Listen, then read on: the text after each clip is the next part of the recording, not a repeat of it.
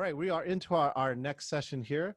I would love to introduce our speaker today. He's got 40 years in exchange alternatives and alternative finance. He's the author of many books, including The End of Money and the Future of Civilization. He's been an IRTA speaker veteran, speaking many years, including keynoting in 2016. And in 2016, 14 years ago, he said many of the things he's going to say today were true then, and they're even more true now. He's the creator of the Beyond Money website. You should subscribe to that. Let's put your hands together. Put them in the air for Tom Greco. Look at that, Tom. Ron giving you some love, showing your book on camera. Thank you so much. One of the best books ever written about our industry. Wow, that's big from Ron. Well, great. Thank you very much, John. And thank you, Ron, for inviting me once again to participate in the IRTA convention. I consider it a great privilege for me to be able to rub shoulders with people that have been in the trenches for many years and have really learned how to do it on the ground and how to make credit available and create liquidity for small and medium-sized businesses especially. So with that, I want to talk a bit about the general situation that we're confronted with today. And I'm going to bring up a slideshow for you that I will talk through. So I've titled the show, Get Ready to Play in the Butterfly Economy. And I've used this metaphor before, and I'll tell you why in a little while. But basically, let me go through what happens in this metamorphic process. It begins with an egg that a female butterfly lays on a leaf. And after a couple days, the egg hatches, the caterpillar climbs out and starts to eat the leaf and then moves on to eat other leaves. And the caterpillar basically only does that. It eats and it grows, it eats and it grows, it eats and it grows. And I remember when I lived in the Northeast, oftentimes in the spring, seeing these trees covered with webs, with the tent caterpillars just engulfing the whole tree. And I often wondered how a tree might be able to survive having such an infestation. And then in my own gardening experience, both in New York and here in Arizona, I've had encounters with what they call tomato hornworms. They're the big green caterpillars that, well, they're about the size of your thumb. And they can completely defoliate a tomato plant or a pepper plant in a matter of hours. And it often amazed me that even though that happened, I intervened somewhat to remove them, but the plants generally survived that. The thing is that this only goes on for a certain period of time. At some point, the caterpillar knows that it's time to stop. And then it either spins a cocoon, a web around its body, or a shell hardens around its body. And what happens then is the caterpillar body disintegrates. It breaks down into what biologists call a nutrient soup. And this soup is actually the availability of nutrients for what they call imaginal cells. Now, these cells were already in the caterpillar body from the beginning, but they were dormant until this period of time in the chrysalis stage, where the imaginal cells begin to multiply and join together to form the organs and the limbs and the body of the new butterfly. So when that process is complete, the shell cracks open, the butterfly comes out, spreads its wings and flies away. But the behavior of the butterfly is completely different from the caterpillar. While the caterpillar behavior seemed to be quite destructive in the process of eating and growing, what a butterfly does is it flies around, it harvests nectar from flowers. So instead of destroying the plant, it actually helps the plant to propagate itself by cross-pollinating. And then the female butterflies have sex with the males and they lay eggs on leaves, and the the cycle begins all over again. So the question is, how is this relevant to today's situation and to your business? Well, I think it's obvious that we have a global meta crisis or mega crisis that's been ongoing for quite a long time. It's at once economic, social, political, and environmental. You know, we see the end of cheap energy. We see resource depletion on all fronts. We see pollution in many different forms. We see climate change. We see financial disruption with bankruptcies, unemployment, currency debasement, endless debt growth, concentration of wealth and power, which is increasing ever more as time goes on. We're losing our freedoms, freedom to move, to speak, to communicate, freedom to think even. And we're seeing spreading social unrest, wars, and a general failure of our institutions and systems. And now with the COVID pandemic, we've had another monkey wrench thrown into the works. And we were told initially that our job was to flatten the curve, which would take 2 or 3 months. Then we've been told that the job is to stop the spread, which might take 6 to 8 months. And now we're being told that we need to wait for the vaccine so that we can have mass inoculations to protect us from this COVID virus. Well, I'm asking, what if this is the new normal? What if there is no getting over this crisis? You know, we have the winter flu season coming up in just a few weeks, and this may cause further need or arguments for need to keep the economy shut down, to keep wearing masks, to keep social distancing, to keep markets closed. So some people are arguing that the response of governments to this COVID pandemic, social distancing, market closures, which have devastated many industries, that these are worse than the actual disease itself. And different governments have responded differently to the situation. Sweden is one situation which requires special note. They didn't do the social distancing quite as severely as other countries, and we need to look at the results that they managed to encounter. So with the face-to-face markets being increasingly closed, this has had a tremendous impact, especially in retail, on the travel and hospitality and entertainment industries. Restaurants, bars, gyms, personal services have been closed, and it's very difficult for those companies to survive. And if this goes on for very long, we're going to see a massive closure of small and medium-sized businesses that are permanent. Well, the other thing that we note is that markets are increasingly going online. Platform businesses and networks are the ones that are thriving. And we've seen how that's emerged over the last 15 or 20 years with the giants of Google, Amazon, eBay, PayPal, Facebook, Apple, Uber, and other platform businesses. So the question that I pose is, where is civilization headed? What's going to be the new normal? Right now, things are looking pretty dark. We seem to be headed toward disintegration and collapse, with people being increasingly in conflict with one another, having different opinions on what needs to be done. So we could have a new dark age, which is this greed, selfishness, separation.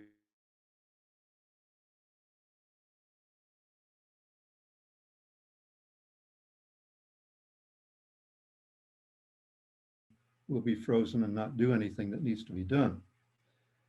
So I'm looking at a societal metamorphosis, new golden age, based, I hope, on generosity, compassion, cooperation, solidarity, and across the board restructuring of our systems and metastructures.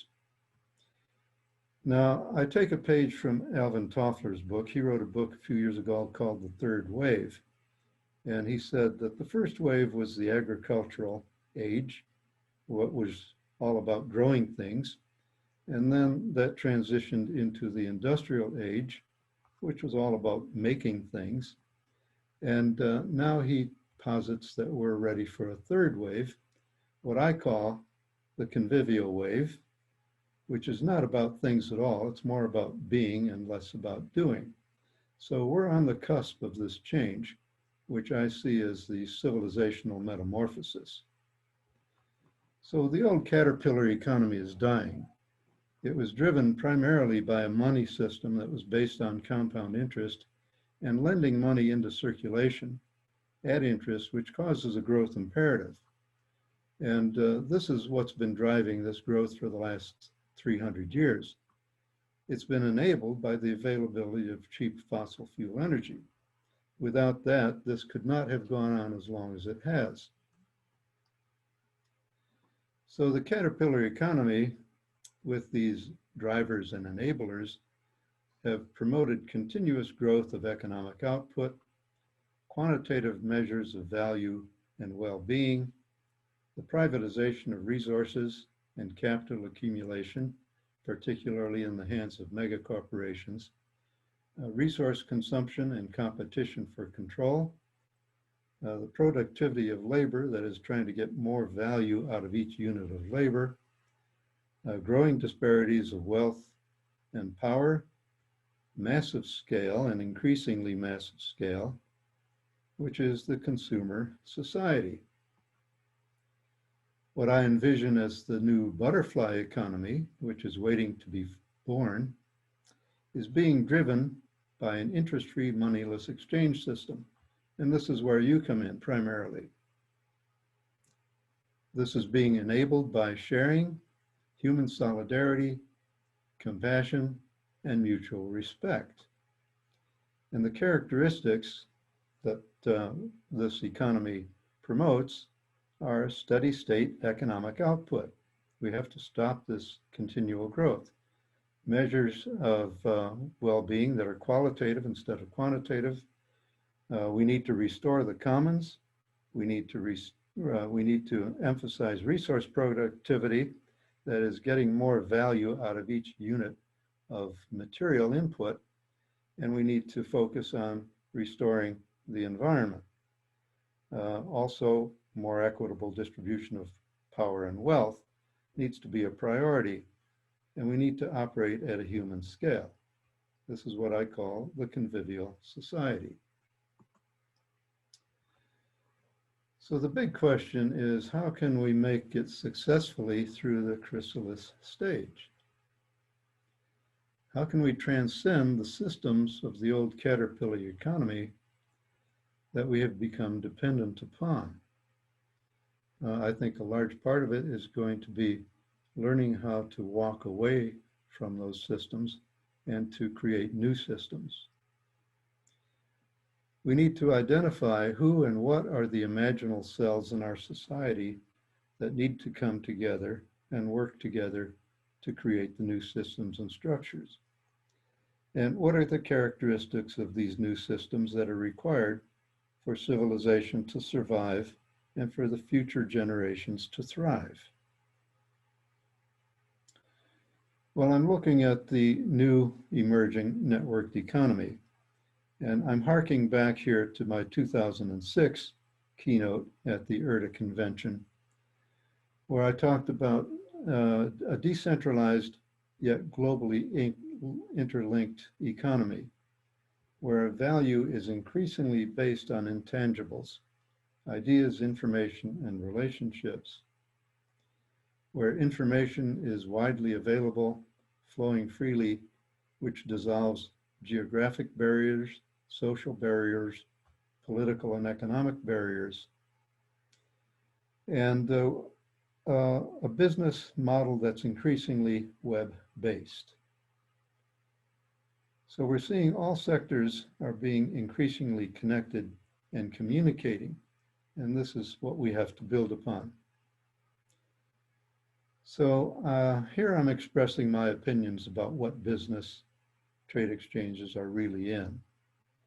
It's my opinion that the primary value of trade exchange membership is not in the access it provides to small exclusive markets.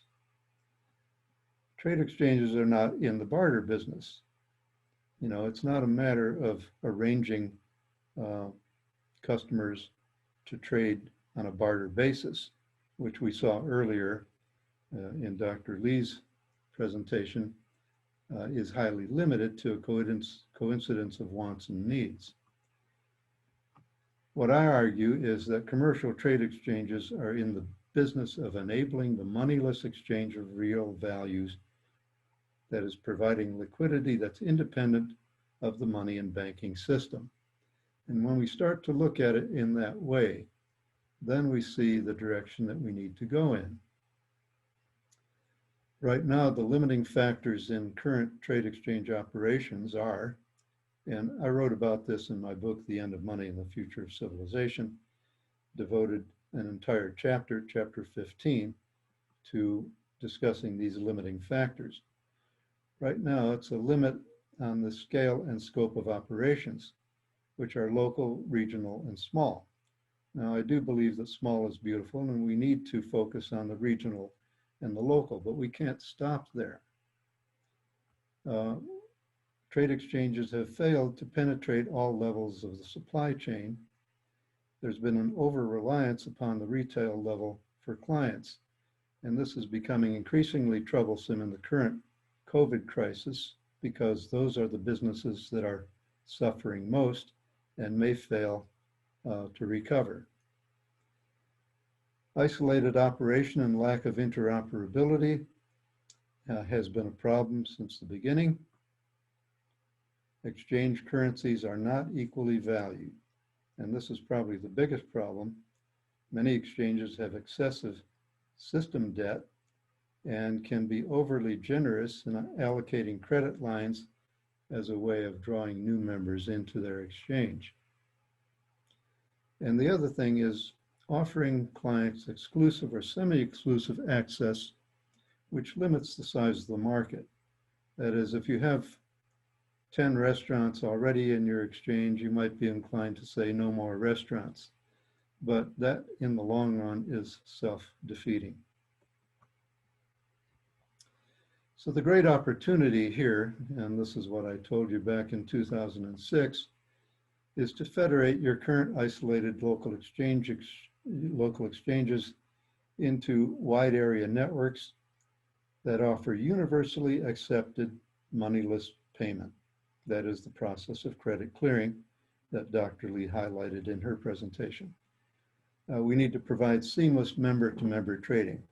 I know we have UC, and UC does work, but it's cumbersome. There's too many layers in between members. Members have to be able to trade directly with one another. This will allow us to attract new user members in diverse locations and industries, open up new levels of the supply chain, promote standardization and shared branding, and reach a tipping point that allows your industry to grow exponentially. Now, talking about the supply chain, obviously, everyone wants to be able to pay their suppliers. So starting at the retail level, your retail clients need to be able to pay their wholesale suppliers. The wholesalers need to be able to pay the manufacturers that supply them. And the manufacturers need to be able to pay the basic commodity producers that supply the input to manufacturing. And of course, as was pointed out yesterday, everyone has employees, contract workers, and these are the consumers that patronize the retailers, completing the reciprocity circuit. So this is the key. We need to complete this reciprocity circuit and include all levels of the supply chain. Now, I go beyond this, and I say it's also important to look at the network as a commonwealth. And we have to look beyond our own personal and business self-interest. we need to look at what supports the common good. And I'm arguing that all participants need to have a stake in this new economy, in this new exchange system. Not only exchange operators, but also the platform users, the business members of your trade exchanges, and the consumers that also form part of the reciprocity circuit. And I would add the community in which you operate, which is increasingly a global community, needs to have an equity stake in what's being done. And someone needs to represent the environment and the ecological sustainability. Now, harking back to the old days of credit card emergence and the emergence of the unified brands of Visa and MasterCard, Dee Hock, who shepherded this process more than 50 years ago of bringing bank credit card issuers together under a common brand called Visa, he wanted the merchants and the cardholders to also be owner members along with the banks. But the banks were not willing to share, and thus we have a card duopoly that controls most of the credit card industry, that is Visa and MasterCard. And we still have a few others that have a minority stake in the industry. So I didn't know it at the time, but saw Paul Supplizio, who was the IRTA executive director early on. He said much the same thing that I'm saying in his IRTA convention presentation in 2004, 2 years earlier than mine. He said commercial barter cannot achieve its full potential with current fractured organization of our industry. A single currency will unite all barter networks worldwide into a single network and transform our currently fractured industry into a strong and unified whole. Remember the rule: the larger the network, the more valuable it is to join, and the more costly it is to stay out. Under a single global currency, all networks would have to agree to convert their balances to a single currency and clear their transactions through a single global clearinghouse. Now, I know that that has been the major stumbling block and the thing that has been hard for trade exchange operators to swallow. But I think it's something that needs to be done.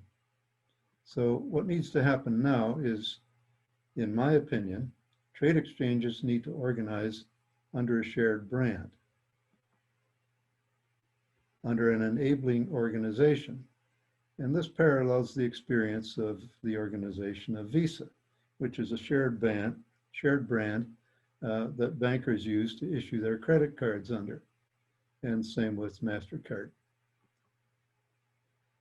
And that enables participating trade exchanges to maintain a uniform high-value currency in the form of trade credits, to share innovations, and to provide exchange of value capability more efficiently at less cost to a larger, more diverse member base. So the details of this need to be worked out, but that's the general outline. I also pointed out in 2006 what Dee Hock said in the heat of battle that the banks were engaged in pulling together to create Visa. He asked, could this be an opportunity to reconceive in the most fundamental sense the very idea of bank, money, and credit card? Now, I paraphrase that to our situation, saying, could this be the time to reconceive the very idea of barter exchange and payment to realize the full potential of decentralized moneyless exchange? So I've discovered in my own personal journey through life that change is often about letting go. I've had to let go of a lot of old things to make room for the new. Don't get stuck on a small local peak of success when the rest of the world is moving on. And we see that that indeed is more true now than it was 14 years ago. To get from a hilltop to a mountaintop, you need to traverse the valley. So don't go it alone. Share the risk by growing an enabling network. And as George Gilder says in his book, Telecosm, you need to feed the network first. And by doing that, you feed your own interests. Again, I said in 2006, quoting the former Army Chief of Staff, if you don't like change, you're going to like irrelevance even less.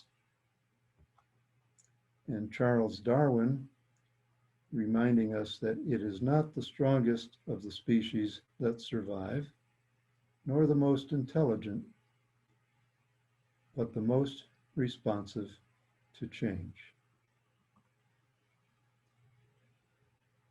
So I invite you to be part of the movement toward re-empowerment that includes other sectors as well as the commercial trade exchange sector.